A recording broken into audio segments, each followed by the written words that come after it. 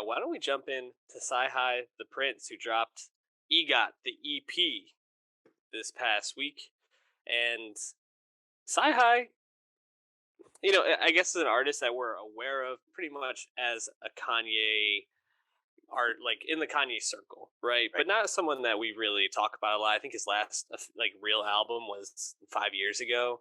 Yeah. So not doing a lot of his own stuff, but seems to be kind of stepping into the limelight here. What'd you think of "Egot the EP"? Did it impress you?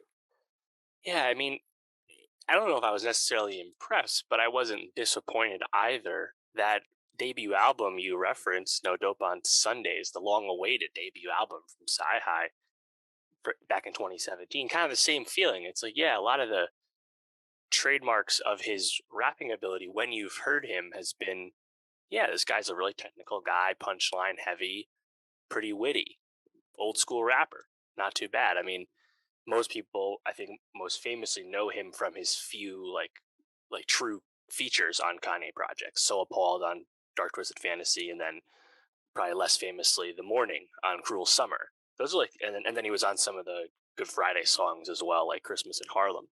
But I mean, it's not like he was super well known for his huge mixtape around the 2010s. And I think curiosity more than anything else was what drove interest in that debut album back when it came out several years ago. And that's honestly where I'm at again with this EGOT EP and his EGOT album he says is coming out this year. It's just curiosity just to see what is it going to be. Because I think his abilities and his collaborations towards others, namely Kanye, speak for themselves and uh, suggest a high standard.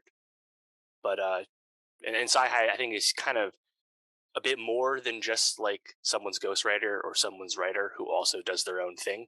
Like he's clearly not Partisan Fontaine. He's not Quentin Miller. He's still a viable artist. I mean, he did have like 7 mixtapes before that album, but Mhm. it just never really happened for him due to various reasons, including label troubles. But nonetheless, I still think it's pretty solid offering this 4-track EP. But by the nature of its existence, it's short and sweet.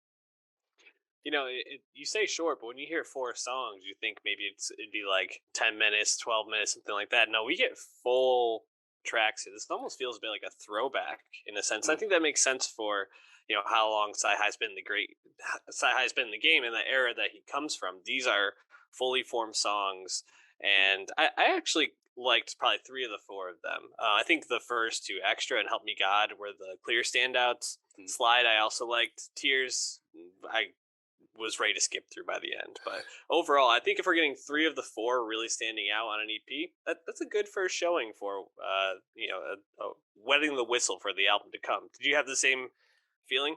I did exactly. I think that's a great way to put it. For me, the biggest highlight of them all would be "Help Me God," Yeah. which has, I think, really awesome production featuring this consistent background choiry vocals.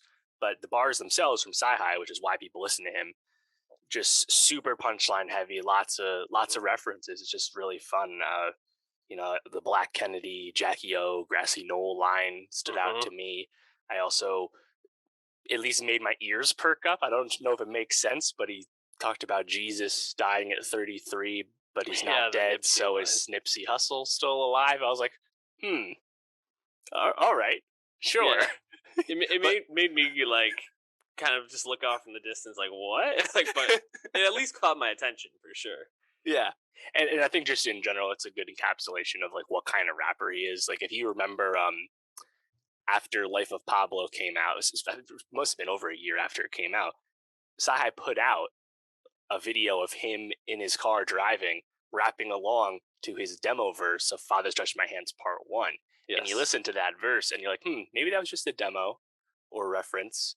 But you know what? It makes sense why it wasn't on Life of Pablo because CyHi would have waxed Kanye with those bars. Like it was dense lyrical shit, and Yeah. it sounded awesome on that very famous popular beat that we all know. That's the kind of guy he is. So I really hope that album is coming soon because I would love him to get more flowers as a performer himself because he's so talented. Yeah, totally agree. I think that this at least made me excited to get his next album, which hopefully we'll get very soon. and we'll be adding "Help Me God" to our Nostalgia Best of 2022 playlist. So check that out on Spotify.